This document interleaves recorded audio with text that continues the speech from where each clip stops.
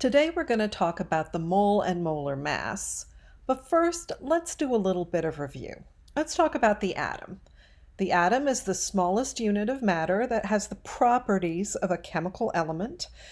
Atoms are constructed out of three main subatomic particles: the proton, which has a positive charge, the neutron, which is neutral, and the electron, which has a negative charge. The atom is mostly empty space. The protons and neutrons are in the nucleus in the center, and the electrons surround it in clouds of probability. And we'll talk about these clouds of probability later in this unit. The mass of an atom is approximately equal to the mass of the protons in the atom plus the mass of the neutrons in the atom. The mass of the electrons is so small we can pretty much ignore it when we talk about the mass of an atom. As you can see, the mass of a proton and the mass of a neutron, they're both very, very, very small.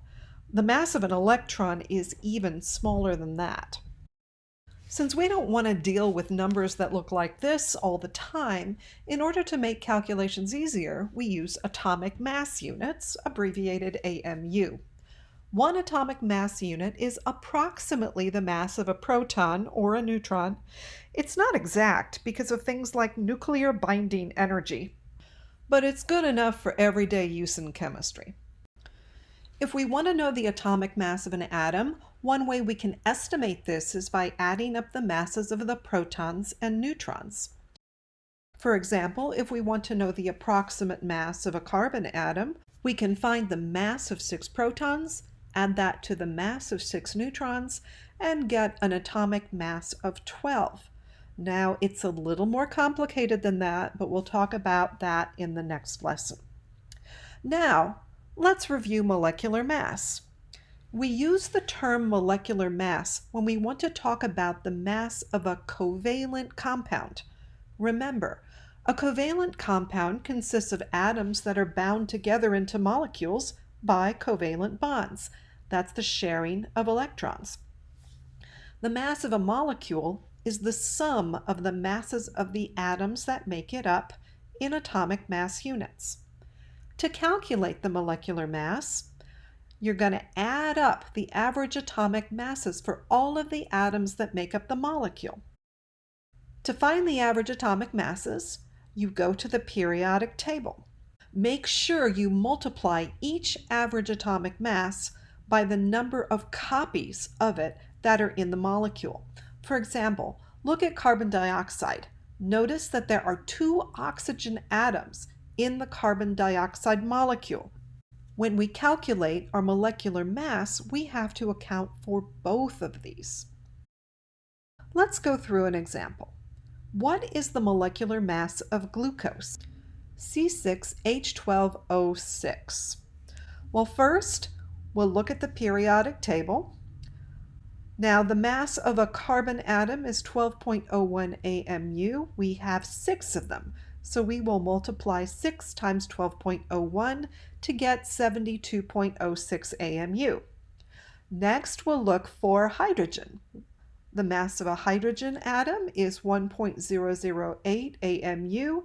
We've got 12 of them, so we'll multiply that by 12 to get 12.096 atomic mass units. Now we'll look at the oxygen.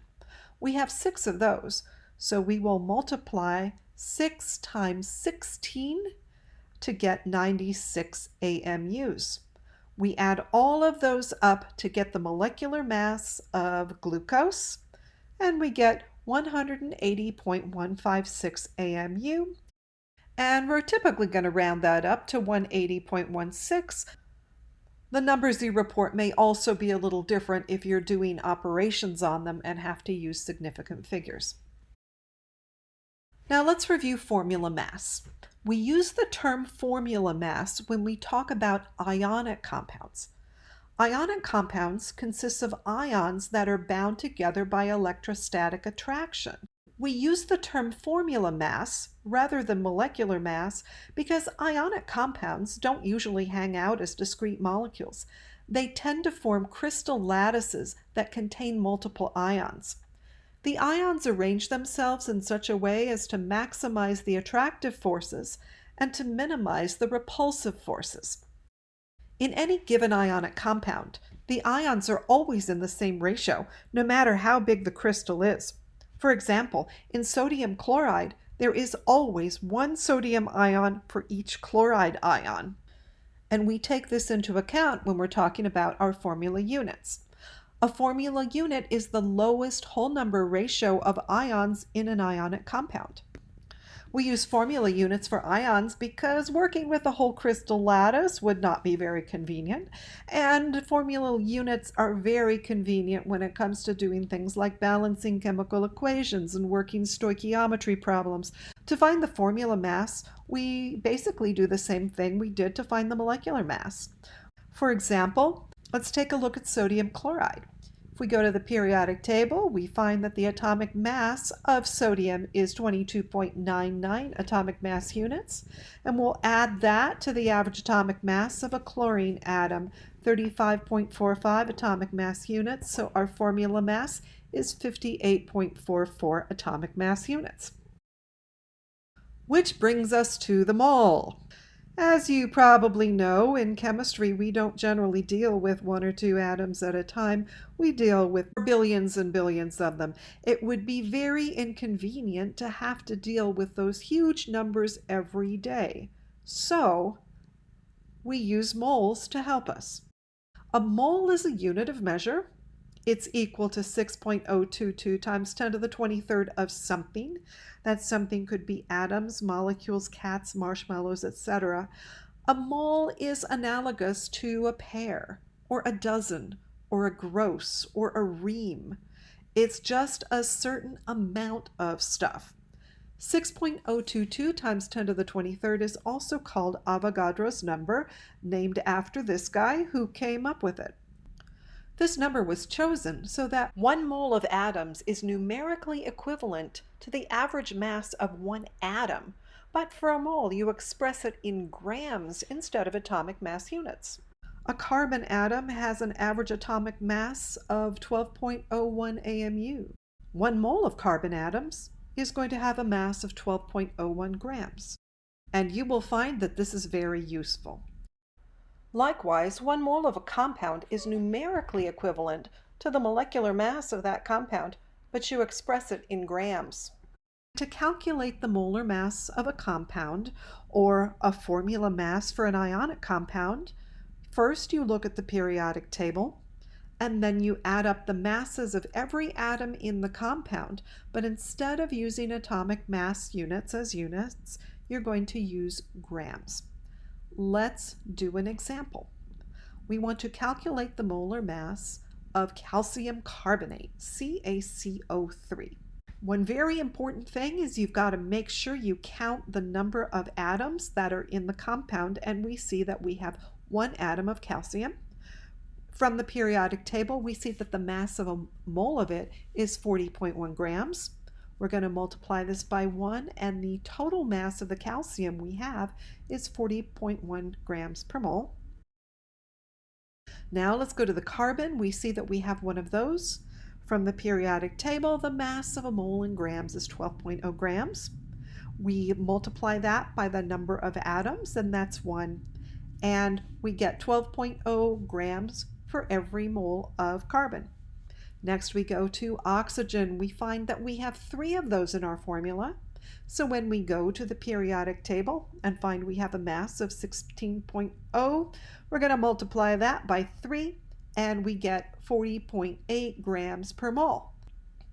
Add those all up and the molar mass of calcium carbonate is 100.1 grams per mole. Let's talk about conversions. What happens if we want to convert something from moles to grams? We use dimensional analysis, and we're going to use the molar mass as a conversion factor. For example, say we have 1 mole of calcium, which equals 40.08 grams. Our conversion factor is going to be 40.08 grams of calcium divided by 1 mole of calcium. Just like with any other type of dimensional analysis, you want to put the units you want on the top and the units you want to cancel out on the bottom. So let's take a look at an example. Say you need 3 moles of calcium chloride for a chemical reaction and you want to know the mass you need.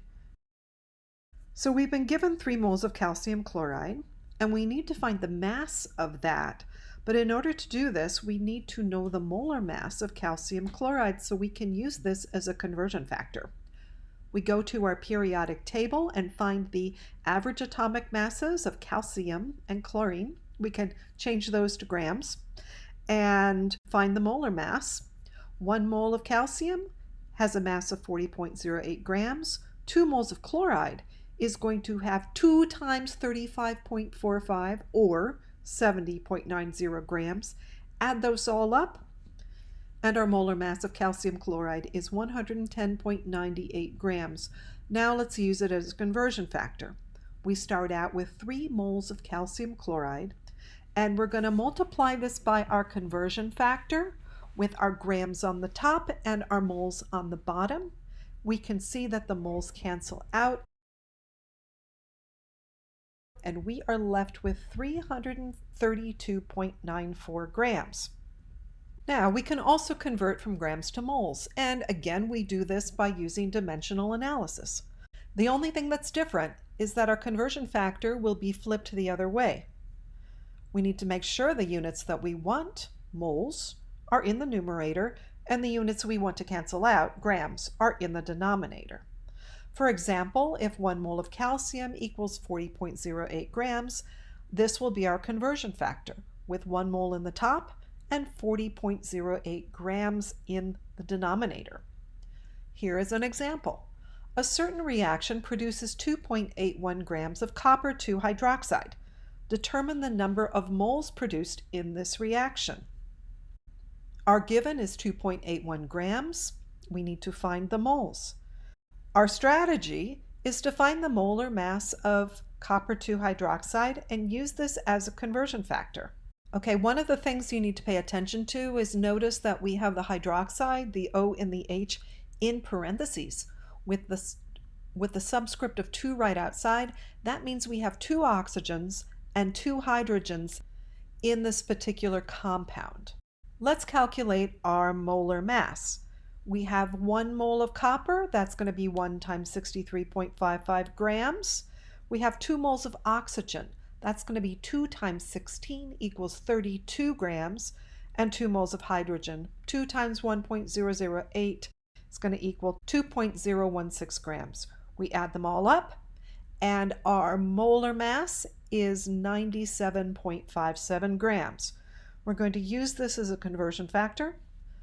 Take our 2.81 grams and we will orient our conversion factor so that moles are on the top, grams are on the bottom. The grams cancel out and we're left with 0.0288 moles. Now another common conversion you'll see is converting from moles to molecules and molecules to moles.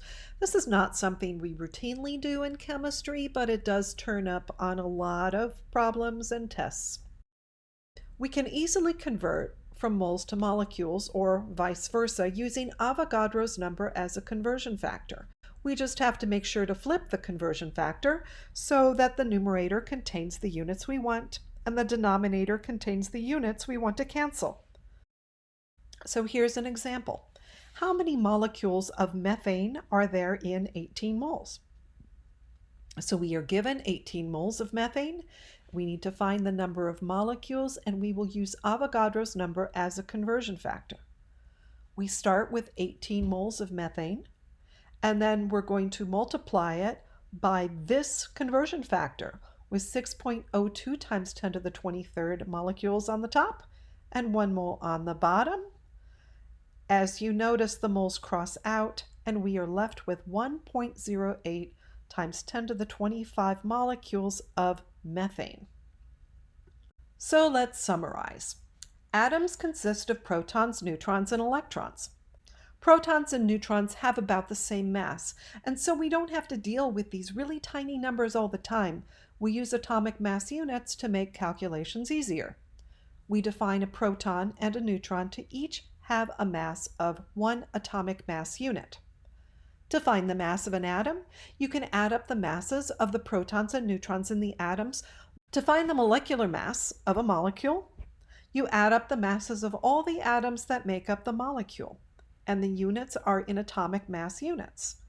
When we're dealing with ionic compounds, we use formula mass, which is the mass of one formula unit. We do this because ionic compounds tend to live in these big crystal lattices.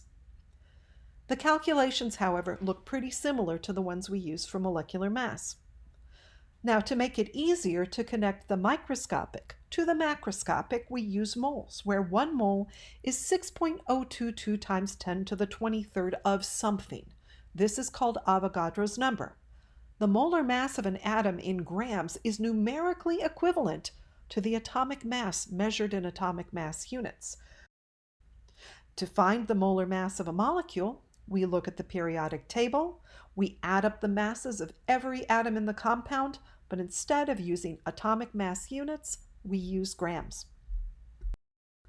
Molar mass can be used in dimensional analysis to convert from moles to gram or grams to mole, and Avogadro's number can be used in dimensional analysis to convert moles to particles and particles to moles.